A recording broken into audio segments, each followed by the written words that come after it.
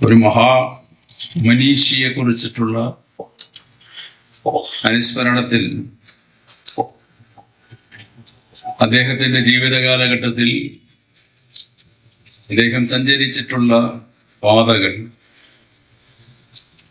ഇന്ത്യയിലെ യുഗപ്രഭാവന്മാരായിട്ടുള്ള സാമൂഹിക രാഷ്ട്രീയ മണ്ഡലത്തിലെ ആ വ്യക്തിത്വങ്ങളെ നമ്മൾ അവരുടെ ചരിത്രങ്ങളെ പരിശോധിക്കുമ്പോൾ സഖാവ് കെ ദാമോദരൻ എന്ന് പറഞ്ഞാൽ വളരെയധികം വ്യത്യസ്തമായിട്ടൊരു ചരിത്രത്തിൻ്റെ ഉടമയാകും. അപാരമായിട്ടുള്ള പാണ്ഡിത്യം, സ്വന്തം അധ്വാനിച്ച് കഠിനമായ യജ്ഞത്തിലൂടെ സമാഹരിച്ചിട്ടുള്ള വിജ്ഞാനം, നിരന്തരമായിട്ടുള്ള അന്വേഷണതുര, ആത്യന്തികമായ സത്യം ഈ പ്രപഞ്ചത്തിന്റെ എന്താണ് എന്നുള്ള അറിവ് തേടിയിട്ടുള്ള അനന്തമായ യാത്ര, ഇങ്ങനെയുള്ള ഗഹനമായിട്ടുള്ള അന്വേഷണ തുരയുമായിട്ട് നടക്കുമ്പോഴും രാജ്യത്തിൻ്റെ സമൂഹത്തിൽ ജീവിക്കുന്ന സാധാരണ മനുഷ്യന് വേണ്ടി, സാമൂഹിക സമത്വത്തിന് വേണ്ടി, ചൂഷണത്തിനെതിരായിട്ട് ജനലക്ഷങ്ങളെ സംഘടിപ്പിച്ചുകൊണ്ടുള്ള അസംദിഗ്ധമായ പോരാട്ടത്തിന്റെ നേതൃത്വം കൊടുത്ത ജനനായകൻ. എന്തൊരു വൈരുദ്ധ്യമാണ് ഈ രണ്ട് ചിത്രങ്ങൾക്കും.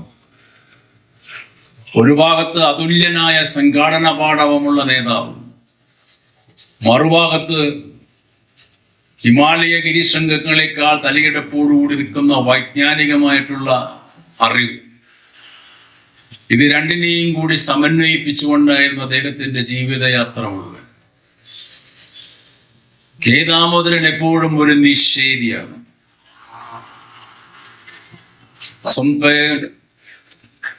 ഡോക്ടർ കെ വി കുഞ്ഞകൃഷ്ണൻ സൂചിപ്പിച്ചതുപോലെ അങ്ങേയറ്റത്തെ തീവ്രമായ നിലപാടുകൾ എടുത്തുകൊണ്ടാണ് ഏത് പ്രശ്നത്തിനെയും അദ്ദേഹം സമീപിക്കുക. ഇന്നത്തെ നമ്മുടെ വർത്തമാന കാലഘട്ടത്തിന്റെ സമൂഹത്തിന്റെ പ്രശ്നം 99% ആൾക്കാർക്കും തീരുമാനം ഇല്ല എന്നതാണ്.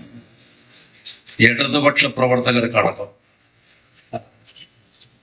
കെ ദാമോദരൻ പഠിപ്പിച്ചത് നിലപാടുകൾ എടുക്കാനാണ്. ആ നിലപാടുകൾ എടുക്കണമെങ്കിൽ ആശയ ദൃഢത വേണം, വിജ്ഞാനം വേണം, ലോകത്തിലെ സംഭവ വികാസങ്ങളെ കുറിച്ചുള്ള അറിവ് വേണം. ഇന്നിപ്പോ ആ പ്രശ്നമില്ല. കാരണം ബഹുഭൂരിഭാഗവും അക്ഷരവിരോധികളായിട്ട് മാറിക്കൊണ്ടിരിക്കുന്ന കാലഘട്ടത്തിൽ മാർക്സിസം മാത്രമല്ല അദ്ദേഹം പഠിച്ചത്. മാർക്സിസം എന്ന് പറയുന്ന ഉജ്ജ്വലമായിട്ടുള്ള ദർശനത്തിന്, മാർക്സിസത്തിന്റെ ദാർശനിക വളർച്ചയെ ഇന്ത്യൻ സാമൂഹിക രാഷ്ട്രീയ വളർച്ചയുടെ പശ്ചാത്തലത്തിലൂടെ അപഗ്രഥിച്ചുകൊണ്ടാണ് അദ്ദേഹം അതിനെ വികസിപ്പിച്ചെടുത്തത്.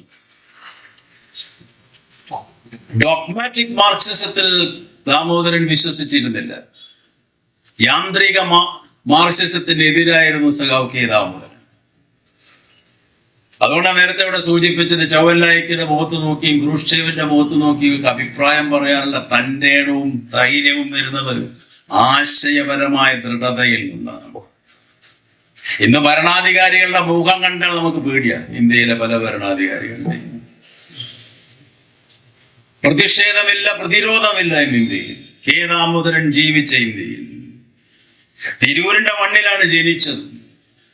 അവിടെ ജനിച്ച രണ്ട് യുഗപ്രഭാവന്മാർ.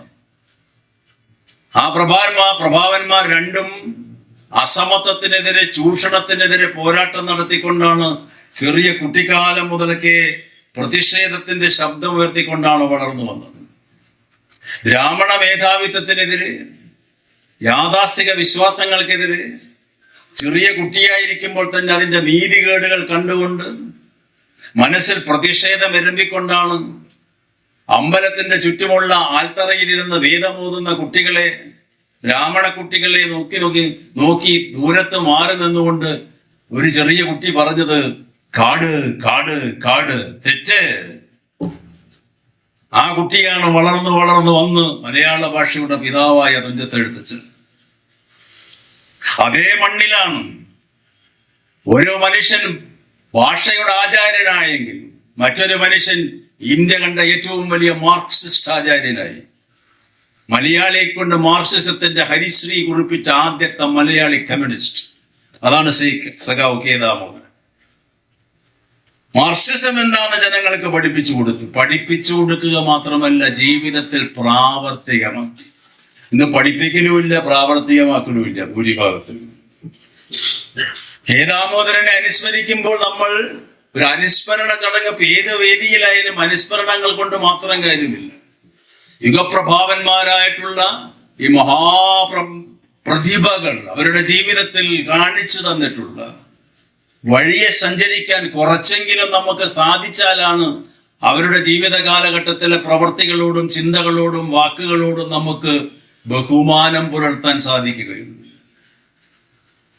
തുഞ്ചത്തെഴുത്തച്ഛന്റെ മണ്ണിൽ നിന്ന് വന്ന കെ ദാമോദരൻ സ്വന്തം വീട്ടിലെ ഭൂജന്മിത്വ വീട്ടിലെ തറവാട്ടുകാരനായ അമ്മാവന്റെ കുടിയാന്മാരോടുള്ള സമീപനത്തിനെതിരെ ഭൂജന്മിത്വത്തിന്റെ മാടമ്പി നയങ്ങൾക്കെതിരെ പ്രതിഷേധിച്ചുകൊണ്ട് അമ്മാവനെ ധിക്കരിച്ചുകൊണ്ട് വീടിൽ നിന്ന് പുറത്തേക്കിറങ്ങി, കീഴടത്ത തറവാട്ടിൽ നിന്ന് പുറത്തേക്കിറങ്ങി ആ നിഷേധിയായിട്ടുള്ള 16 വയസ്സുകാരൻ. അങ്ങനെ അവിടെ ഈ ഭൂജന്മിത്വത്തിനെതിരായ സമരം നയിച്ചു. അങ്ങനെയാണ് അദ്ദേഹം ജവഹർലാൽ നെഹ്റുവിന്റെ ജീവചരിത്രം തർജ്ജമ ചെയ്ത് 19ാമത്തെ വയസ്സിൽ ഈ വലിയ വലിയ ചിന്തകളുടെ സരണികളിലേക്ക് പ്രവേശിക്കുന്നത്. തിരൂരിലെ സർക്കിൾ ഇൻസ്പെക്ടർ അദ്ദേഹത്തിന്റെ അമ്മാവനെ വിളിച്ചു പറഞ്ഞു, കെ ദാമോദരൻ വന്ന് മാപ്പ് പറഞ്ഞാൽ വിടാം, കേസെടുക്കില്ല.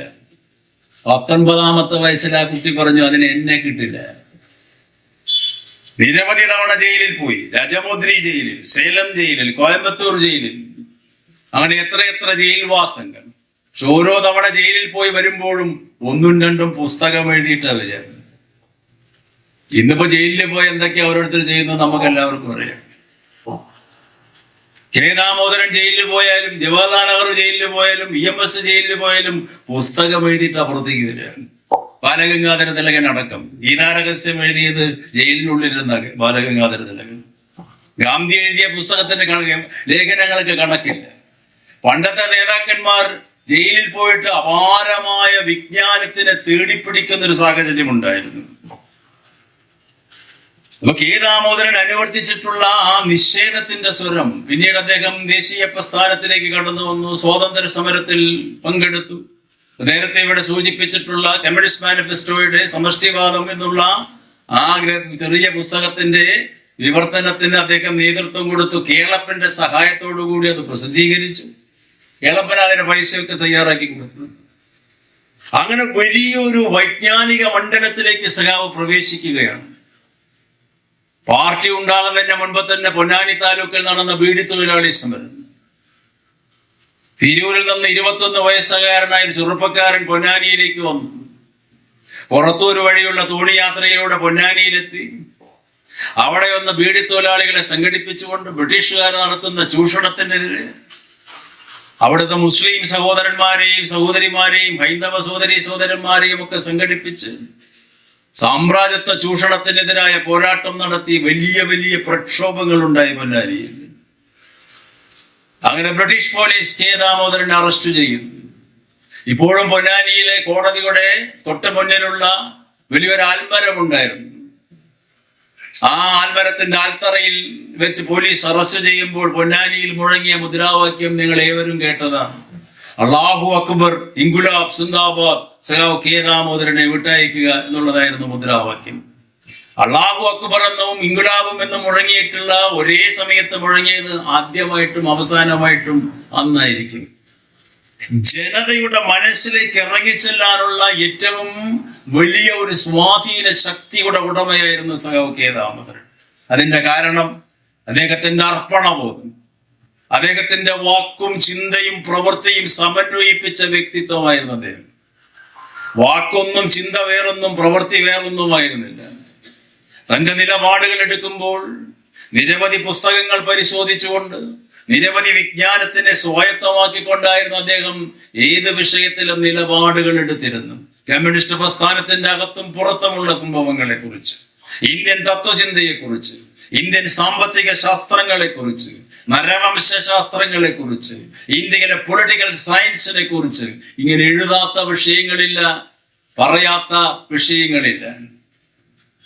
മനുഷ്യൻ എന്നുള്ള ഏറ്റവും സുപ്രസിദ്ധമായിട്ടുള്ള പുസ്തകം പുറത്തു വരുന്നത് ജയിലിൽ ഇരുന്ന് എഴുതിയിട്ടാണ്. പുറത്തേക്ക് വരുമ്പോഴാണ് ആ പുസ്തകം പ്രസിദ്ധീകരിക്കപ്പെടുന്നത്. സാമ്പത്തിക ശാസ്ത്രത്തിൽ ഉറപ്പിക, ധനശാസ്ത്ര പ്രവേശന തത്വങ്ങൾ, അങ്ങനെ ഒരുപാട് ഇക്കണോമിക് ഗ്രന്ഥങ്ങൾ മുഴുവൻ അദ്ദേഹം എഴുതി. ഒരുപക്ഷെ കെ ദാമോദരൻ പൊളിറ്റിക്കൽ സയന്റിസ്റ്റിനേക്കാൾ പ്രാധാന്യം കൊടുത്തത് ഒരു ഇക്കണോമിക് സയന്റിസ്റ്റ് എന്ന നിലയിലായിരുന്നു. അങ്ങനെ ഗഹനമായ വിഷയങ്ങളിലൂടെയുള്ള സഞ്ചാരമായിരുന്നു അദ്ദേഹത്തിന്റെ ജീവിതം മുഴുവൻ. ആർക്ക് വേണ്ടിയിട്ട് അദ്ദേഹം സഞ്ചരിച്ചത്? തന്റെ വിജ്ഞാനം പൊതുജനങ്ങൾക്ക് പകർന്നു കൊടുക്കുക. ആ കാലഘട്ടത്തിലെ നേതാക്കന്മാർ മുഴുവൻ ആ പൊതുവിജ്ഞാനം പകർന്നു കൊടുക്കുന്നതിലൂടെ വരാൻ പോകുന്ന ഒരു തലമുറയെ വിജ്ഞാന കുതുകികളാക്കി വളർത്തി മനുഷ്യനെ സ്നേഹിക്കാൻ പഠിപ്പിക്കുക, മാനവികതയെ ചേർത്ത് പഠിപ്പിക്കുക, വർഗീയതയ്ക്കെതിരായി, മതമൗലികവാദത്തിനെതിരായി, വിഭാഗീയതയ്ക്കെതിരായി ജനങ്ങളെ അണിനിരത്താനുള്ള ഏറ്റവും ഉത്കടമായിട്ടുള്ള ആഗ്രഹത്തിന്റെ നിറകുടങ്ങളായിരുന്നു ഇവരെല്ലാം. അതാണ് സഖാവ് ചെയ്യുന്നത് മുഴുവൻ. പൊന്നാനി താലൂക്കിലെ കർഷക സംഘം സമ്മേളനം നടക്കുന്നു. പൊന്നാനിക്ക് അപ്പുറത്തുള്ള വന്തേരി എന്ന് പറയുന്ന തെക്കേ അറ്റത്ത് പൊന്നാനി താലൂക്കിന്റെ തെക്കേ അറ്റമായ വന്തേരിയിൽ, അതിന്റെ തൊട്ടടുത്തുള്ള വടക്കേക്കാട് എന്ന് പറയുന്ന സ്ഥലത്ത്, ആ സ്ഥലത്ത് വെച്ചാണ് വലിയൊരു നമ്പൂതിരി ഇല്ലത്തിൽ വെച്ച് കർഷക സമ്മേളനം നടക്കുന്നത്. അതിനോടനുബന്ധിച്ച് കെ ദാമോദരൻ പറഞ്ഞു, വെറുതെ സമ്മേളനം കൂടിയിട്ടൊന്നും ഒരു കാര്യമില്ല, സമ്മേളനത്തിന് ജനങ്ങളെ ആകർഷിക്കാൻ എന്തെങ്കിലും കലാപരിപാടികൾ വേണം. അങ്ങനെ ഇ.എം.എസും കെ ദാമോദരനും കൂടി ആലോചനയുടെ ഫലമായിട്ടാണ് ഇ.എം.എസിന്റെ നിർദ്ദേശാനുസരണം പാട്ടബാക്കി എന്ന് പറയുന്ന നാടകം എഴുതപ്പെടുന്നത്. 2 ദിവസത്തിനുള്ളിൽ. 2 ദിവസത്തിനുള്ളിൽ കേരളത്തിന്റെ കാർഷിക മേഖലയെ, കേരളത്തിന്റെ സാധാരണ ജനവിഭാഗങ്ങളുടെ മസ്തിഷ്കത്തിനെ ഇളക്കി മറിച്ച ഒരു വിശ്വപ്രസിദ്ധമായ നാടകം ഉടലെടുത്തു, പാട്ടബാക്കി. ആ നാടകത്തെ എഴുതിയിട്ട് ആ നാടകാവതരണത്തിന് മുമ്പ് ഇ.എം.എസ് ഉദ്ഘാടനം ചെയ്തിട്ട് മുഖ്യപ്രഭാഷണം സഖാവ് കെ ദാമോദരൻ 1.25 മണിക്കൂർ ഇന്ത്യൻ കാർഷിക മേഖലയെക്കുറിച്ചും ഇന്ത്യൻ സാമ്പത്തിക ശാസ്ത്രത്തെക്കുറിച്ചും രാഷ്ട്രീയത്തിനെ കുറിച്ചും പ്രസംഗിച്ചിട്ടുള്ള അതുല്യനായ പ്രഭാഷകനായിരുന്നു സഖാവ് കെ ദാമോദരൻ. കേരളം കണ്ട ഏറ്റവും വലിയ പ്രഭാഷകരിൽ ഒരാൾ. ആ പ്രസംഗം കഴിഞ്ഞാണ് അണിയറയ്ക്ക് പിന്നിൽ പോയി വേഷം മാറ്റിയിട്ട് നാടകത്തിന്റെ വേഷം തന്റെ വേഷമാക്കി മാറ്റി നാടകത്തിൽ വന്ന് അഭിനയിച്ചത്. നോക്കൂ ആ പ്രതിഭ, അസാമാന്യനായ പ്രതിഭയായിരുന്നു. അതുല്യനായിട്ടുള്ള ഒരു സർഗശേഷിയുടെ ഉടമ, അപാരമായ മനനശേഷി, ക്രാന്തദർശിത്വം, ലോക സംഭവങ്ങളെ കുറിച്ച് ഗഹനമായ പഠനം. ഏത് സംഭവങ്ങളെ കുറിച്ചും ഇന്നത്തെ മാതിരി സോഷ്യൽ മീഡിയയിൽ അപ്പപ്പോ കിട്ടുന്ന വിവരങ്ങളൊന്നുമില്ല നമ്മൾ. പക്ഷേ ഒരു സംഭവം ഉണ്ടായാൽ ആ സംഭവത്തിനെ കുറിച്ച് അന്വേഷിച്ച് കണ്ടെത്തി അതിനെ അപഗ്രഥിച്ച് വസ്തുനിഷ്ഠമായി സമീപിച്ചുകൊണ്ട് ആ വിഷയത്തെക്കുറിച്ച് തന്റെ അഭിപ്രായം രേഖപ്പെടുത്തുക മാത്രമല്ല, ആ അഭിപ്രായത്തിൽ അവസാനം വരെ ഉറച്ചു നിൽക്കുക. അങ്ങനെയാണ് ഈ മുഖത്ത് നോക്കി വർത്തമാനം പറയാൻ പറ്റുന്നത്. ആ മുഖത്ത് നോക്കി വർത്തമാനം പറയുന്ന സ്വഭാവം എന്ന് പോകുന്നുവോ അന്ന് പ്രസ്ഥാനം ക്ഷീണിക്കുമെന്ന് അദ്ദേഹം പറഞ്ഞു. പ്രസ്ഥാനത്തിന് ഉദ്യോഗസ്ഥ ഭരണം എന്നുണ്ടാകുന്നു അന്ന് പ്രസ്ഥാനം ഉണ്ടാകില്ല എന്ന് ലെനിൻ എന്നേ പറഞ്ഞത്. കെ ദാമോദരൻ അത് തിരുത്തിയൊരു പ്രബന്ധം എഴുതി, മസ്തിഷ്കം പണയം വെക്കരുത്. സുപ്രസിദ്ധമായൊരു പ്രബന്ധം. പക്ഷെ ഇന്ന് ബഹുഭൂരിഭാഗം ആൾക്കാർ ഇത് പണയം വെച്ചിട്ടാണ് പ്രവർത്തിക്കുന്നതെന്ന് മാത്രം പലർക്കും.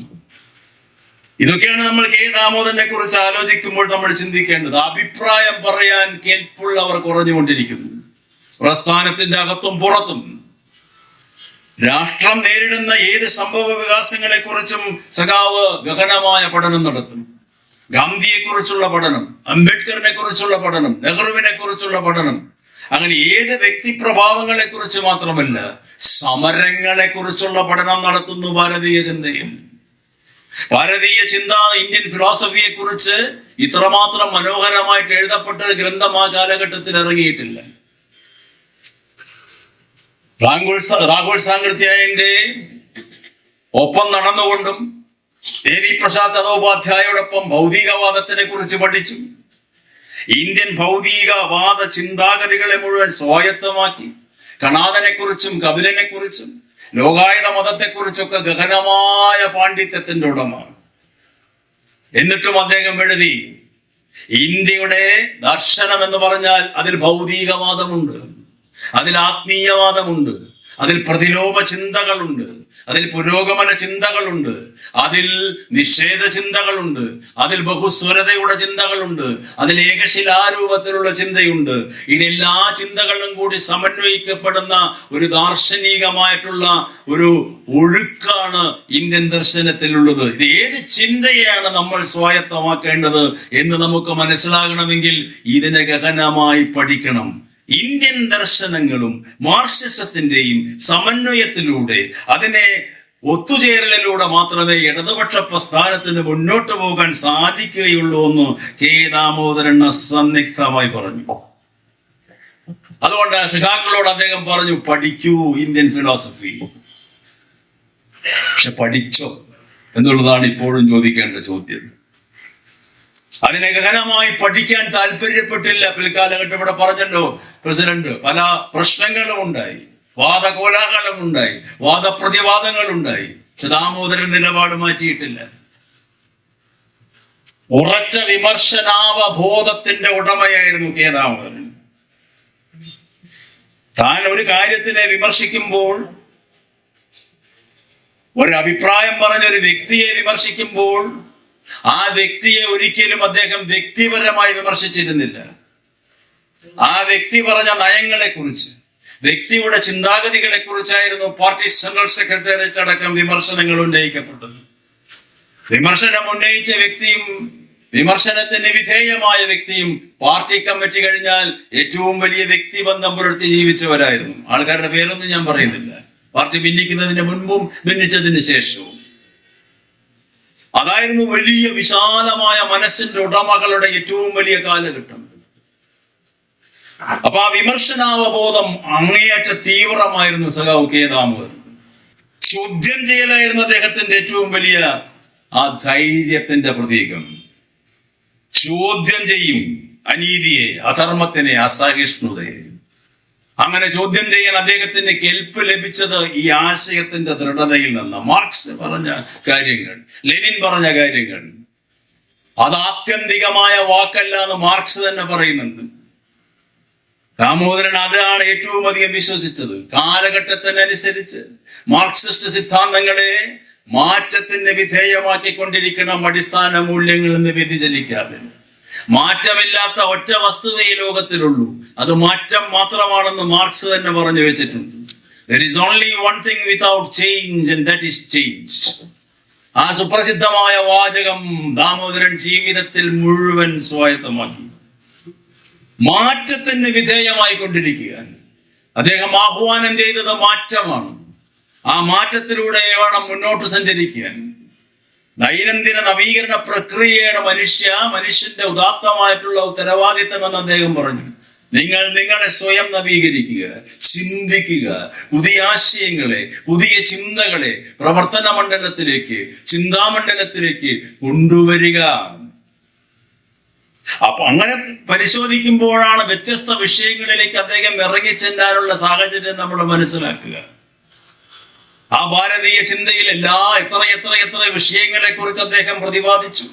അതിന്റെ 41-ാം അധ്യായത്തിൽ എത്തുമ്പോൾ മനോഹരമായിട്ടുള്ളൊരു അധ്യായം മാർക്സിസത്തിനെ കുറിച്ച്. അതിനു മുൻപ് ഗാന്ധിയെ കുറിച്ചുണ്ട്, നെഹ്റുവിനെ കുറിച്ചുണ്ട്, വേദങ്ങളെ കുറിച്ച്, ഉപനിഷത്തുകളെ കുറിച്ച്, അങ്ങനെ പലതിനെയും പ്രതിപാദിച്ച് അദ്ദേഹം ബൈബിളിനെ കുറിച്ചും ഖുറാനിനെ കുറിച്ചൊക്കെ പ്രതിപാദിച്ച് അതിന്റെ സ്വാധീനങ്ങളെയൊക്കെ പ്രതിപാദിക്കുന്നു. ബുദ്ധമത ദർശനങ്ങളുടെ സ്വാധീനത്തിനെ കുറിച്ച് അദ്ദേഹം വിവരിക്കുന്നു. അങ്ങനെ 41-ാം അധ്യായം എത്തിയപ്പോഴേക്കും മാർക്സിസത്തിനെ കുറിച്ച് അദ്ദേഹം വളരെ സുന്ദരമായ ഭാഷയിൽ, വളരെ ലളിതമായ ഭാഷയിൽ അതിന്റെ ഏറ്റവും വലിയ ഇന്ത്യയിൽ ഉണ്ടാക്കിയിട്ടുള്ള സ്വാധീനങ്ങളും അതിനു പറ്റിയ തെറ്റുകളെയും കുറിച്ച് പറയുന്നു. 4 കാര്യമാണ് അദ്ദേഹം മുഖ്യമായിട്ടും 41-ാമത്തെ അധ്യായത്തിൽ പ്രതിപാദിച്ചത് ഭാരതീയ ചിന്തയിൽ.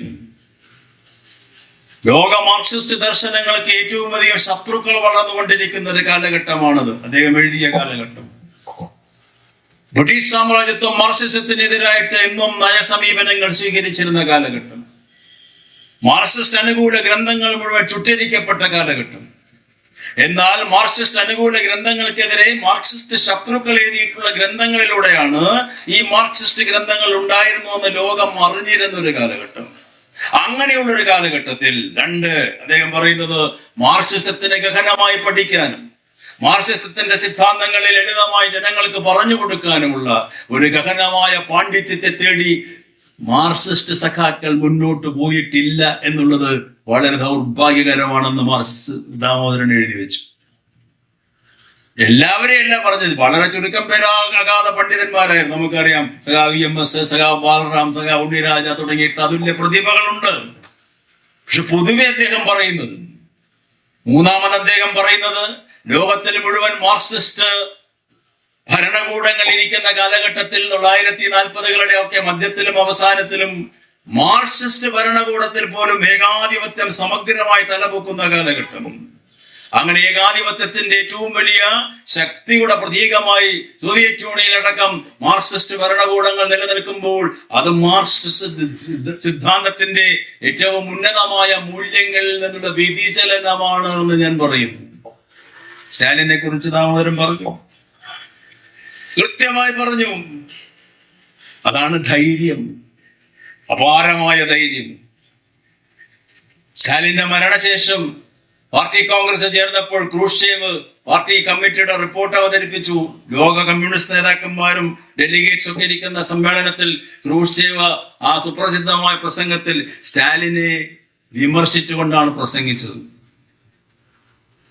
1-2 മണിക്കൂർ നേരം. ആ വിമർശനം പ്രസംഗം കഴിഞ്ഞപ്പോൾ ഒരു പ്രതിനിധി എണീറ്റ് നിന്ന് ചോദിച്ചു, സഖാവേ എന്തേ ഇത് അന്ന് പറയാഞ്ഞത്? ക്രൂഷ്ചേവ് ഒന്ന് നോക്കിയ പ്രതിനിധി ഇരിക്കാൻ പറഞ്ഞു. എന്നിട്ട് കുറച്ച് കഴിഞ്ഞപ്പോൾ ഒന്നുകൂടെ ചോദിക്കാൻ പറഞ്ഞു. ആരും എണീക്കുന്നില്ല.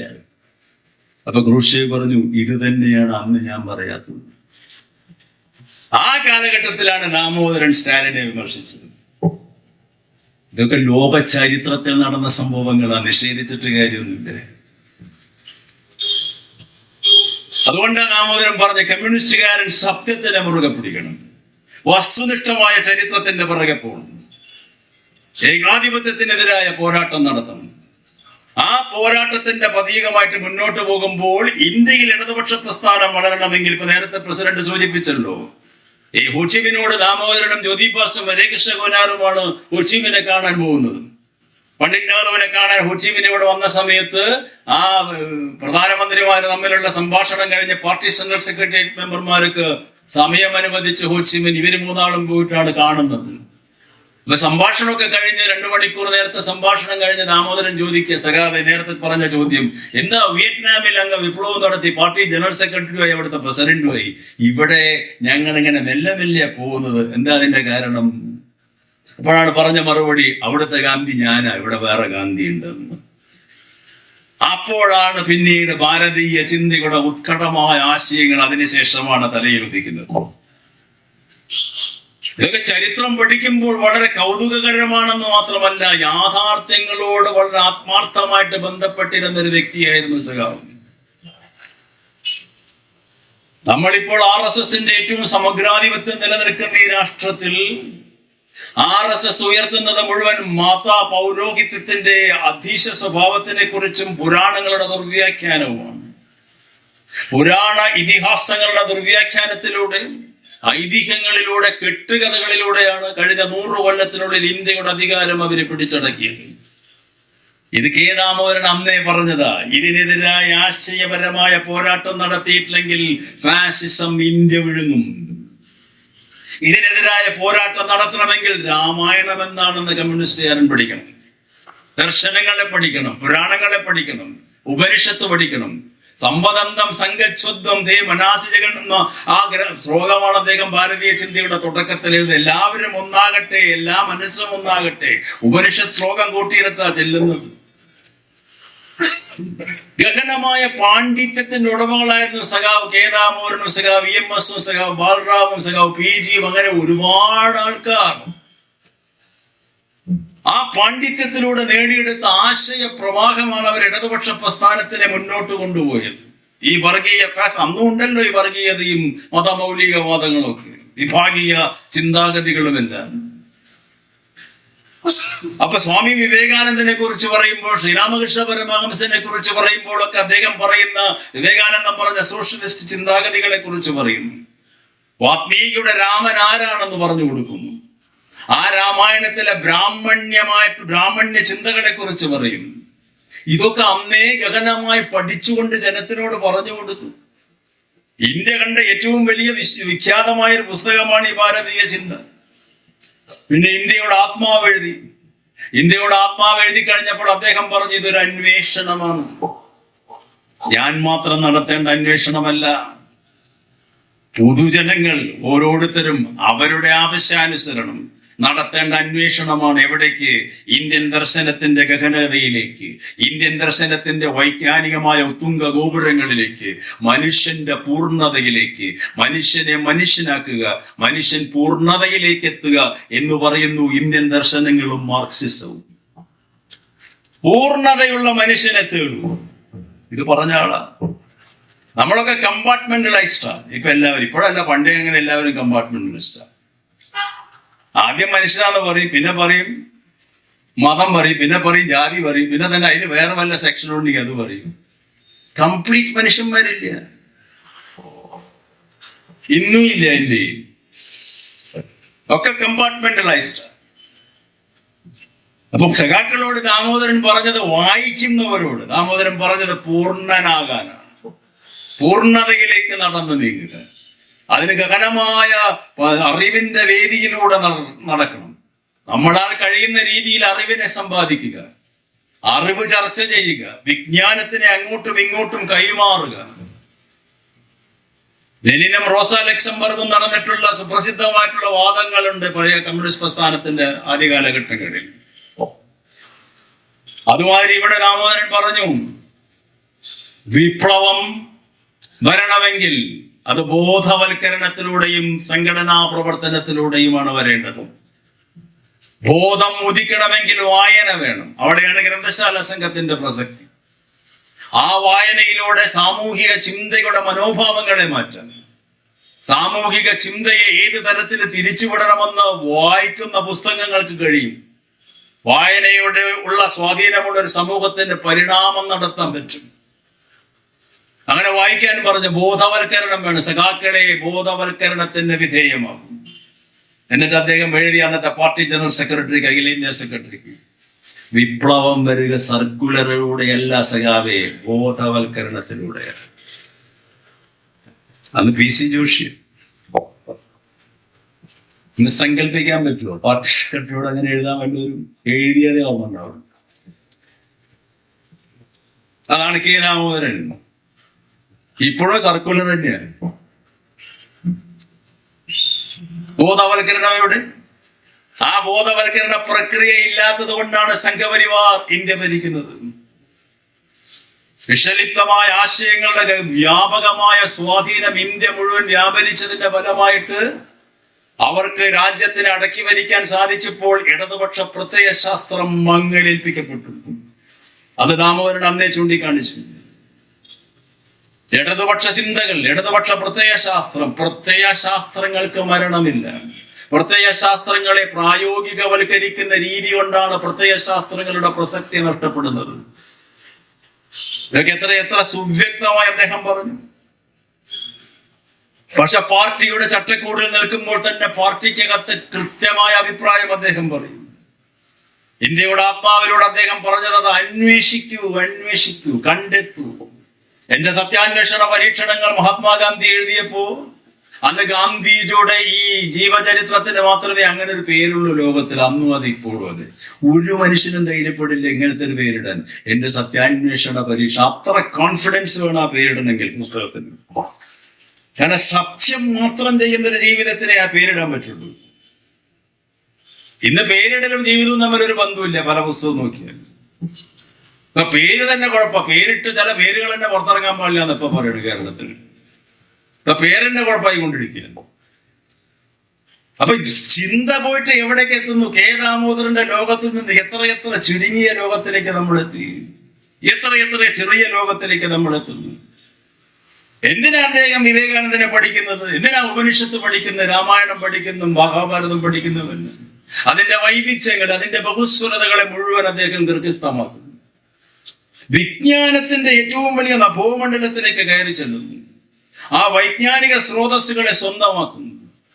മനുഷ്യൻ എന്നുള്ള പുസ്തകമായാലും, ഈ പറഞ്ഞ ഉറുപ്പികയായാലും, ഈ പറയുന്ന എല്ലാവിധ ഗ്രന്ഥങ്ങളായാലും, മനുഷ്യൻ അനുഭവിക്കുന്ന യാതനകളെ കുറിച്ചും മനുഷ്യൻ അനുഭവിക്കുന്ന ദുരിതങ്ങളെ കുറിച്ചും അദ്ദേഹം പറഞ്ഞ് ചൂഷണ വിമുക്തമായൊരു സമൂഹം കെട്ടിപ്പടുക്കുക, സമത്വസുന്ദരമായൊരു സമൂഹം കെട്ടിപ്പടുക്കുക, അതിന് മനുഷ്യനാണ് പ്രധാനം, ജാതിയല്ല മതമല്ല എന്ന് ഉദ്ഘോഷിക്കുന്നു.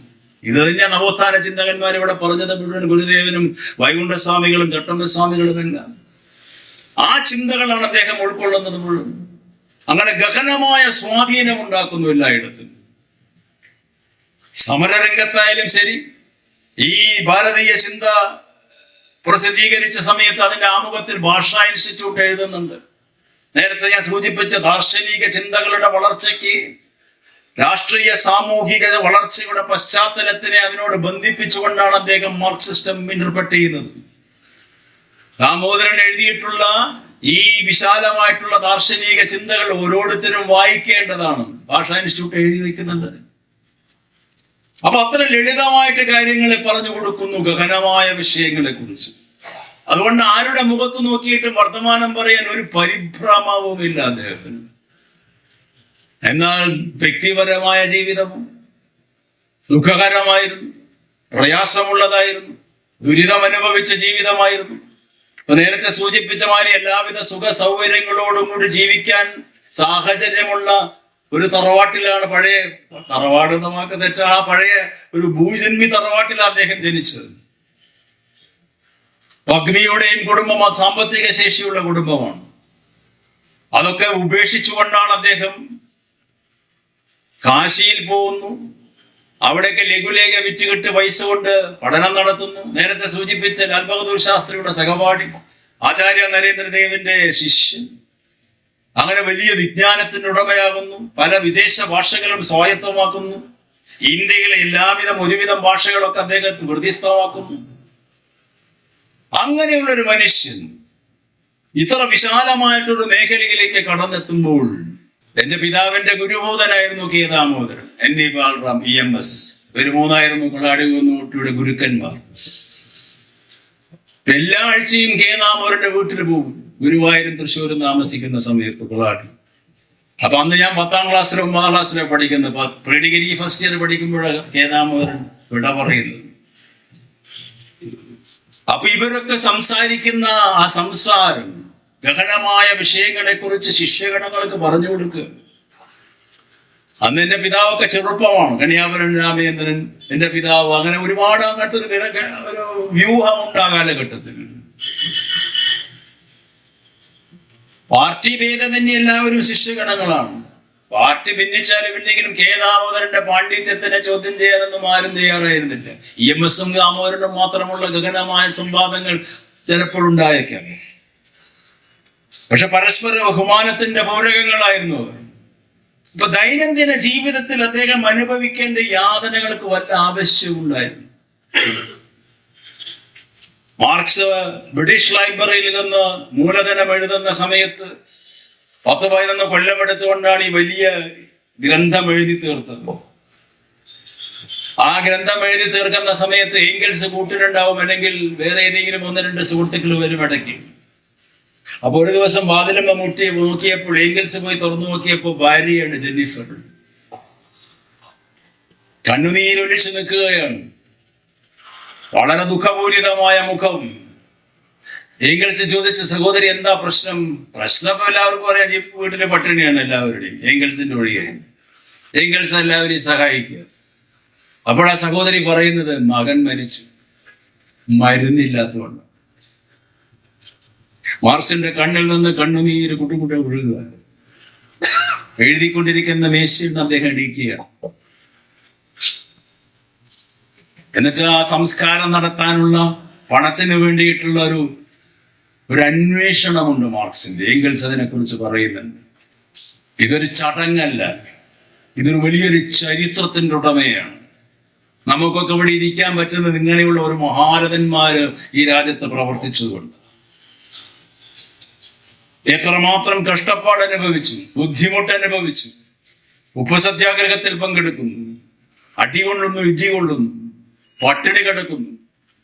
അങ്ങനെ ഒരുപാട് യാതനകളിലൂടെ കടന്നു വന്നിട്ടുള്ള ഇവരുടെ ഇതിഹാസ തുല്യമായ ജീവിതമാണ് ഒരു പ്രദേശത്തിന് മുന്നോട്ട് നയിക്കുന്നത്. പുരോഗമന ചിന്തകളിലൂടെ സമത്വബോധം സമത്വ സുന്ദരമായ ഒരു സമൂഹം കെട്ടിപ്പടുക്കുന്നതിന് താൻ പഠിച്ചിട്ടുള്ള ആശയങ്ങൾ അദ്ദേഹം എപ്പോഴും അതിൽ വ്യതിചലിക്കുകയില്ല. അതാണ് നേരത്തെ ഇവിടെ സൂചിപ്പിച്ച ചെക്കോസ്ലോവാക്യ ആക്രമിച്ചപ്പോൾ അദ്ദേഹം എഴുതിയ ലേഖനങ്ങൾ. ആ ലേഖനം പ്രശ്നമായി. പാർട്ടി സെൻട്രൽ കമ്മിറ്റി ആ ലേഖനം തെറ്റാണെന്ന് പറഞ്ഞു. തെറ്റ് സമ്മതിച്ചാൽ വീണ്ടും പാർട്ടിയുടെ സെൻട്രൽ കമ്മിറ്റിയിലേക്ക് തിരികെ കയറ്റാന്ന് പറഞ്ഞു. അതിന് എന്നെ കിട്ടില്ല. പിന്നെ അദ്ദേഹത്തിനെ ശിക്ഷിച്ചു, പാർട്ടി വിധേയമാക്കി താഴ്ന്ന കമ്മിറ്റികളിലേക്ക് മാറ്റി. ഒരു പ്രശ്നം ഉണ്ടായില്ല. നിലപാടുകൾ എപ്പോഴും നിലപാട്.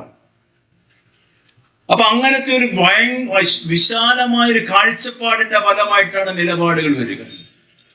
ആ നിലപാടിന്റെ ഫലമായിട്ടാണ് ഇത്തരത്തിലുള്ള വലിയൊരു പ്രചോദക ശക്തിയായിട്ട് ഏതൊരു മനുഷ്യനും മാറാൻ സാധിക്കുക.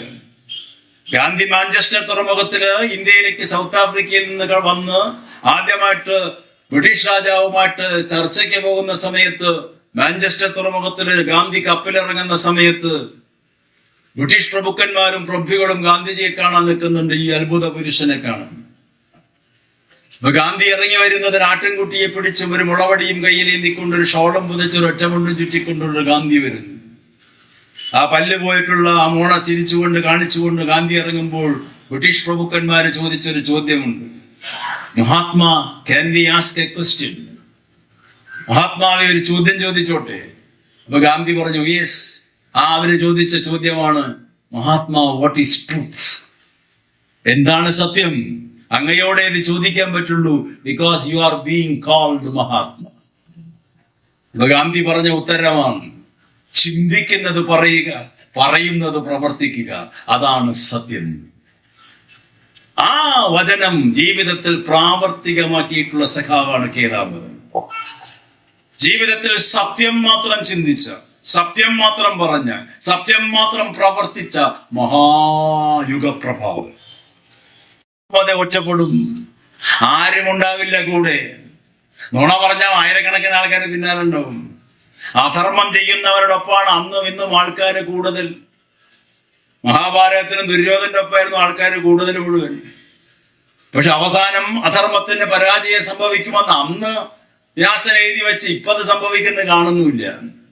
അധർമ്മത്തിന്റെ പരാജയങ്ങളൊന്നും വളരെ കാലഘട്ടത്തിന് ശേഷം അധർമ്മങ്ങൾ പരാജയപ്പെടുന്നു. അല്ലെങ്കിൽ ഇപ്പോ ഈ രാഷ്ട്രം നേരത്തെ സൂചിപ്പിച്ച് അവര് ഭരിക്കാൻ പാടില്ലല്ലോ. അപ്പൊ അധർമ്മത്തിൻ്റെതായിട്ടുള്ള വിജയം കൊണ്ടാടുമ്പോൾ കെ ദാമോദരനെ പോലെയുള്ള സഖാക്കളെ നമ്മൾ ഓർക്കേണ്ടത്. നിലപാടുകളിൽ അടിയുറച്ചു നിന്നുകൊണ്ട് അധർമ്മത്തിനെതിരെ പോരാടുക, മാർക്സിസം പറയുക, ഗാന്ധിസത്തിന്റെയും മാർക്സിസത്തിന്റെയും സമന്വയത്തെ കുറിച്ച് പറയുക. ഗാന്ധിയൻ കമ്മ്യൂണിസ്റ്റുകൾ എന്ന് ഇവരെയൊക്കെ വിളിക്കുക. പണ്ട് APCCയുടെ secretary, KPCC executive member, AICC member, Malabar communist പാർട്ടിയുടെ സെക്രട്ടറി, പിന്നീട് കമ്മ്യൂണിസ്റ്റ് പാർട്ടിയുടെ തിരുവിതാംകൂറിലെ സെക്രട്ടറി അടക്കമായിട്ട് പ്രവർത്തിച്ച കെ ദാമോദരൻ. ഗ്രന്ഥശാല സംഘത്തിന്റെ മലബാർ സെക്രട്ടറി എന്നുള്ളതിനേക്കാൾ ഉപരി ആ ഗ്രന്ഥശാലകളിലൂടെ, കമ്മ്യൂണിസ്റ്റ് പാർട്ടി പ്രവർത്തനങ്ങളിലൂടെ അങ്ങനെ വലിയ വലിയ യുഗപ്രഭാവന്മാരായ നേതാക്കളോടൊപ്പം പ്രവർത്തിച്ചതിന്റെ ഫലമായി മനുഷ്യന്റെ മനസ്സിന്റെ വിശാലതയെ പെരുപ്പിക്കാനാണ് അവർ ശ്രമിച്ചത്, സങ്കുചിതമാക്കാനല്ല. ചിന്തകൾ പറഞ്ഞുകൊടുത്ത്, ആശയങ്ങൾ പറഞ്ഞുകൊടുത്ത് ജനങ്ങളുടെ മനസ്സിനെ വലുതാക്കുക. അങ്ങനെ മതമല്ല, ജാതിയല്ല പ്രശ്നം, മനുഷ്യത്വമാണ് വലുത് എന്ന് അവർ ഈ കേരളത്തിനെയും ഇന്ത്യയോടും പറഞ്ഞു കൊടുത്തു. അതാണ് സഖാവ് ചെയ്തിട്ടുള്ള, അത്തരത്തിലുള്ള അദ്ദേഹത്തിന്റെ സമകാലികന്മാര് ചെയ്തിട്ടുള്ള വലിയ വലിയ വലിയ മഹാസംഭാവന. ഇപ്പൊ ഗ്രന്ഥശാല സംഘത്തിൽ നമ്മൾ പ്രവർത്തിക്കുന്ന സമയത്ത്, അതിന്റെ പ്രവർത്തകരാകുമ്പോൾ വായനയ്ക്ക് വളരെ നിസ്തുലമായ ഒരു ഉത്തരവാദിത്തമുണ്ട് ഇത്തരത്തിലുള്ള മഹാവ്യക്തികളെ വളർത്തെടുക്കുന്നതിൽ. വായിച്ചത് കൊണ്ടാണ് അദ്ദേഹത്തിന് മുന്നോട്ട് പോകാൻ പറ്റിയത് എന്ന് തർക്കമില്ലാത്ത കാര്യം. ആ വായനയുടെ ഫലമായിട്ടുണ്ടായിട്ടുള്ള തന്റെ വിജ്ഞാനം തന്റെ മനസ്സിൽ ഒതുക്കി വെക്കാതെ, തന്റെ മസ്തിഷ്കത്തിൽ മാത്രം ഒതുക്കി നിൽക്കാതെ, താൻ സമ്പാദിച്ച വിജ്ഞാനത്തിനെ മുഴുവൻ പൊതുജനങ്ങൾക്ക് പകർന്നു കൊടുത്തു. അതാണ് ഏറ്റവും വലിയ വിജ്ഞാനിയുടെ കടമ. ഇപ്പോഴത്തെ കാലഘട്ടത്തിൽ കുറച്ച് വിജ്ഞാനം ഉണ്ടായ പലരും പറയും എന്നെക്കാൾ വലിയ വിജ്ഞാനമുള്ള ഒരു വേറില്ല. അങ്ങനത്തെ വലിയ സാഹിത്യ സാംസ്കാരിക നായകന്മാരൊക്കെ ഉള്ള സ്ഥല കേരളം. ദാമോദരൻ സഖാവ് മണി EMS ഒന്നും അങ്ങനെ ആയിരുന്നില്ല. വിജ്ഞാനത്തിനെ പകർന്നു കൊടുക്കുകയാണ്. ഉരുളയ്ക്ക് ഉപ്പേരി കൊടുക്കും രണ്ടുപേരും, എന്ത് വിഷയമുണ്ടെങ്കിലും.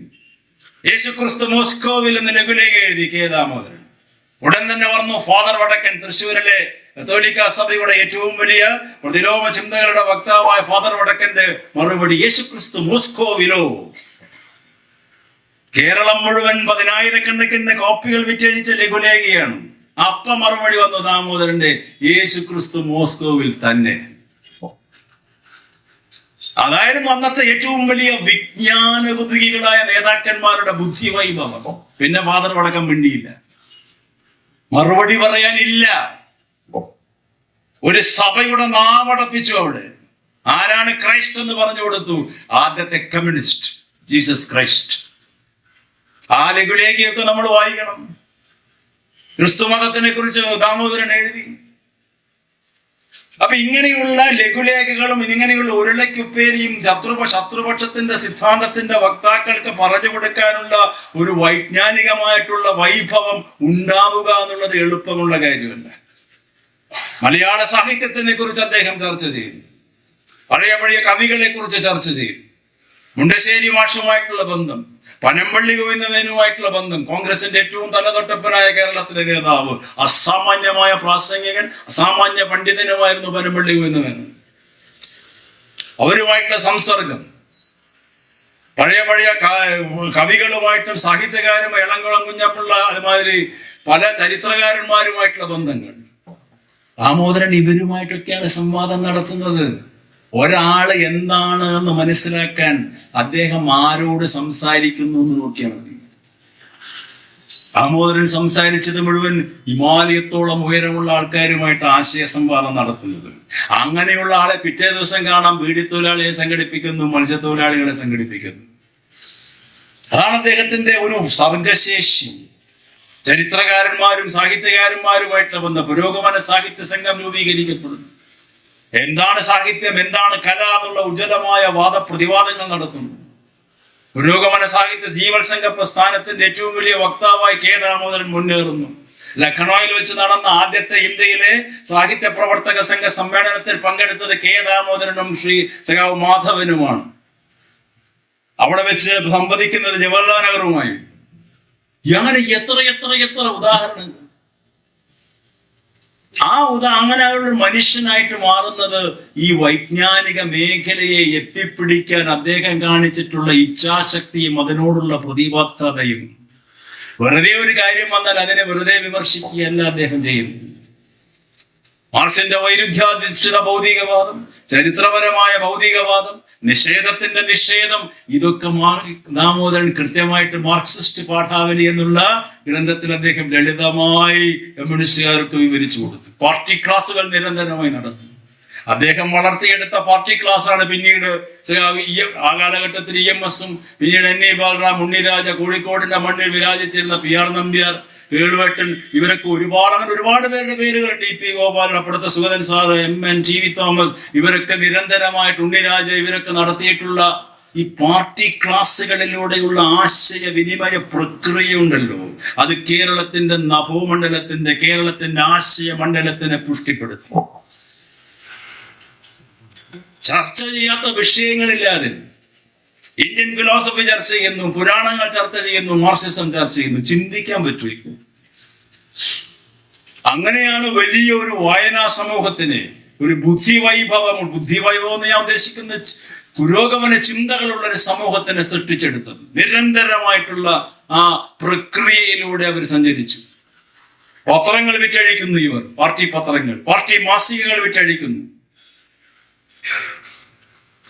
ഇംഗ്ലണ്ടിലെ വലിയ പത്ര റിപ്പോർട്ടറായ താരിഖ് അലിയുമായിട്ടുള്ള അഭിമുഖങ്ങൾ, വേൾഡ് ലെഫ്റ്റ് റിവ്യൂവിൽ കൊടുത്ത അഭിമുഖം ലോകപ്രശസ്തമായ അഭിമുഖമാണ്.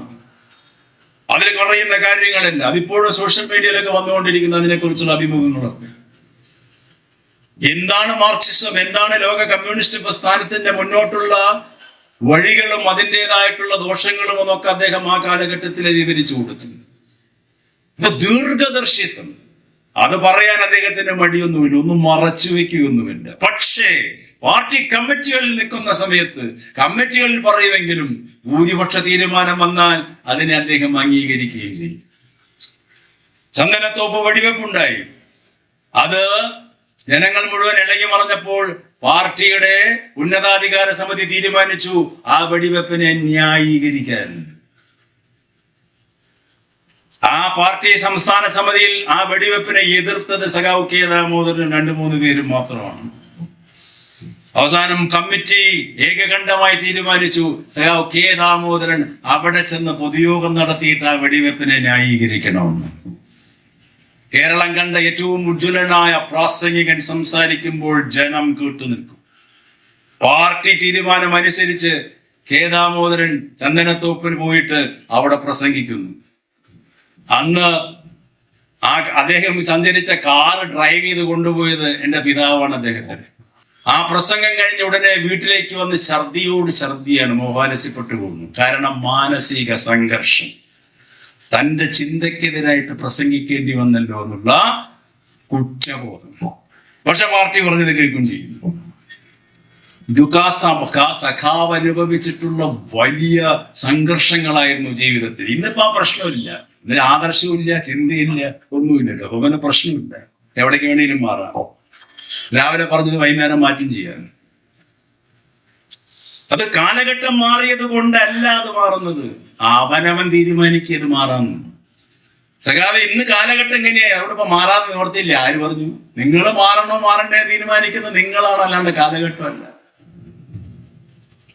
ദാമോദരൻ അത് പറയുന്നുണ്ട്. ഈ പറയുന്ന നേതാക്കന്മാരെ മുഴുവൻ കാണിച്ചു കൊടുക്കുന്നുണ്ട് അവരുടെ ജീവിതങ്ങളിൽ മുഴുവൻ. ഇവരിൽ നിന്നൊക്കെ നമ്മൾ പഠിക്കേണ്ട ഒരുപാട് പാഠങ്ങളുണ്ട്. എന്തിനു വേണ്ടിയിട്ട് ഈ പുസ്തകങ്ങളും പ്രസംഗങ്ങളും ഗ്രന്ഥങ്ങളും ഈ പ്രബന്ധങ്ങളൊക്കെ അവർ എഴുതുന്നു? എന്തിനു വേണ്ടിയിട്ടാണ് ആ കാലഘട്ടത്തിലെ ഏറ്റവും വലിയ മഹാപ്രഭാവന്മാർ അവരുടെ ജീവിതം ഒഴിഞ്ഞു വെച്ചത്? ദേശീയ പ്രസ്ഥാനത്തിന്റെ നേതാക്കന്മാർ അക്ഷരങ്ങളെ സ്നേഹിച്ചവർ, വായനയെ അവരുടെ നെഞ്ചോട് ചേർത്ത് വെച്ചു. MT വാസുദേവൻ നായർ പുസ്തകവും കഥയും നോവലും ഒക്കെ എഴുതുന്നതിന് ഉപരിയായി ചില ലേഖനങ്ങളും എഴുതിയിട്ടുണ്ട്, പല സുപ്രസിദ്ധമായ ലേഖനങ്ങൾ. അതിന് ദുരധികാരത്തിന്റെ പരിണാമം എന്നുള്ള ഇറ്റാലിയൻ തത്വചിന്തകനായ ഏലിയസ് ഖനാറ്റിയുടെ ഒരു പ്രബന്ധം അദ്ദേഹം തർജ്ജമ ചെയ്ത് പ്രസിദ്ധീകരിച്ചിട്ടുണ്ട് MT. അതിൽ ചില ദൃഷ്ടാന്തങ്ങൾ അദ്ദേഹം പറയുന്നുണ്ട്. അപ്പൊ അദ്ദേഹം മരിച്ചതിന് ശേഷം ആ ലേഖനമൊക്കെ പുനഃപ്രസിദ്ധീകരിച്ചിരുന്നു, ചില മാതൃഭൂമിയിലോ ഏതോ മാസികയിലോ ആഴ്ചപ്പതിപ്പിലോ പത്രത്തിലോ. അദ്ദേഹത്തിന്റെ കളക്ടഡ് വർക്സിലും ഉണ്ട് ആ ലേഖനം. കലാമണ്ഡലത്തിന്റെ വാർഷിക ജൂബിലി ആഘോഷത്തിന്റെ പണ്ഡിറ്റ് ജവഹർലാൽ നെഹ്റു വരുന്നു. നിറഞ്ഞ സദസ്, മഹാകവി വള്ളത്തോൾ സ്റ്റേജിലിരിക്കുന്നു. സ്റ്റേജിൽ 2 കസേരയുണ്ട്. ഇന്നിപ്പോ പല മീറ്റിങ്ങുകളിലും സദസ്സിനൊക്കെ വലിയ കസേര സ്റ്റേജില്ല പലരുടെയും. അന്ന് 2 കസേരയുള്ളൂ. ഒരു കസേരയിൽ മഹാകവി വള്ളത്തോൾ കാലിന്റെ മുകളിൽ കാലി കയറ്റി ഇങ്ങനെ ഇരിക്കുന്നു. അവിടെ പ്രധാനമന്ത്രി വന്നിട്ടില്ല. പ്രധാനമന്ത്രി അപ്പോഴേക്കും വരുന്നു. അവിടെ എരിപ്പാടിൽ ഇറങ്ങി കയറി വരുന്നു സദസ്സ് ജനങ്ങളുടെ ഇടയിലൂടെ. കയറി വരുമ്പോൾ മഹാകവിക്ക് കുലുക്കമില്ല, കാലിന്റെ മുകളിൽ കാലി കയറ്റി വെച്ചിട്ടിരിക്കുകയാണ്. നെഹ്റു കയറി വന്ന് മഹാകവിയെ തൊടുന്നു, ഹസ്തദാനം ചെയ്യുന്നു. പണ്ഡിറ്റ് നെഹ്റുവിന് മനസ്സിലായി കാര്യം. നെഹ്റു ഒന്നും മിണ്ടാതെ അടുത്ത കസേരയിലിരുന്നു. രണ്ടുപേരുടെയും അനർഗളമായ വാക്തോരടി സദസ്സ് മുഴുവൻ കേൾക്കുന്നു. അപ്പൊ MT എഴുതുന്നുണ്ട് അത് വിശദീകരിച്ചുകൊണ്ട്, അക്ഷരങ്ങളുടെ ചക്രവർത്തി രാജ്യത്തിന്റെ ചക്രവർത്തിയെ കാണുമ്പോൾ എണീക്കേണ്ട കാര്യമില്ല. പക്ഷെ ആ രാജ്യത്തിന്റെ ചക്രവർത്തി അക്ഷരങ്ങളുടെ ചക്രവർത്തിയുമായിരുന്നു ആ നെഹ്റു എന്ന് പറഞ്ഞ ആള്. ഇപ്പോഴത്തെ ലോക നേതാക്കന്മാരെ പോലെ. ഇപ്പോഴത്തെ ലോക നേതാക്കന്മാര് പുസ്തകം കണ്ടാൽ തന്നെ പേടിയാണ്. ബ്രിട്ടീഷ് രാജാവ് ബ്രിട്ടീഷ് ലൈബ്രറിയിലേക്ക് കടന്നു വരും ഇടയ്ക്കിടയ്ക്ക്. അപ്പൊ ജോൺസൺ അവിടെ ഡിക്ഷണറി എഴുതിക്കൊണ്ടിരിക്കുക, ഡിക്ഷണറി ഉണ്ടാക്കുക. ലോക പ്രശസ്ത ഡിക്ഷണറി ഉണ്ടാക്കിയത് ജോൺസണാണ്.